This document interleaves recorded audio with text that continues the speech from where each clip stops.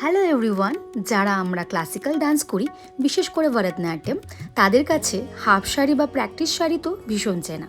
কিন্তু আজ আমি তোমাদের সাথে শেয়ার করতে চলেছি এই প্র্যাকটিস শাড়িটাই একটু অন্যভাবে, একটু নতুনত্ব স্টাইলে কিভাবে পরা যায়।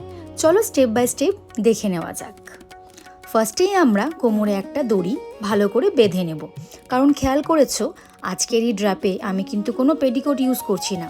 এবার শাড়ির একদম প্রথম যে পার্টটা সেটা দিয়ে আমরা শুরু করব। নর্মালি আমরা যেভাবে শাড়ি পরি ঠিক সেভাবেই শাড়ির প্রথম অংশটা দড়ির সাথে সুন্দর করে টাক করে নেব। বেসটা রেডি হয়ে গেলে এবার আমরা চলে যাব আঁচলের অংশে।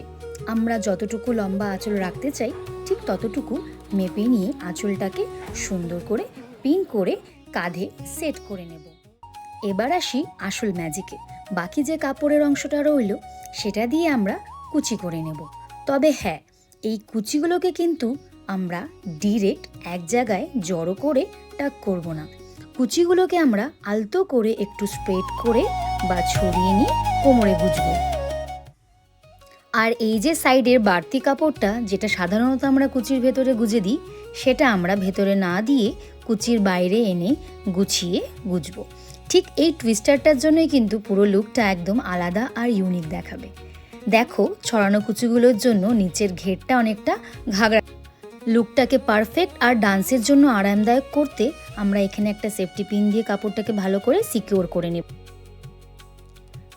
এবার এর ওপর তোমরা তোমাদের পছন্দ মতন যে কোনো বেল্ট বা কোমর বন্ধনী পরে নিতে পারো। আর হ্যাঁ, পেছনের আলগা আঁচলটাকেও কোমরের সাথে সুন্দর করে টাক করে নিতে ভুলো না কিন্তু। সো ফ্রেন্ডস, এই হলো আমার আজকের ফাইনাল লুক। ট্র্যাডিশনাল প্র্যাকটিস শাড়ির এই নতুন আর ইউনিক স্টাইলটা তোমাদের কেমন লাগলো কমেন্ট করে কিন্তু অবশ্যই জানিও। দেখা হচ্ছে পরের ভিডিওতে। Happy dancing.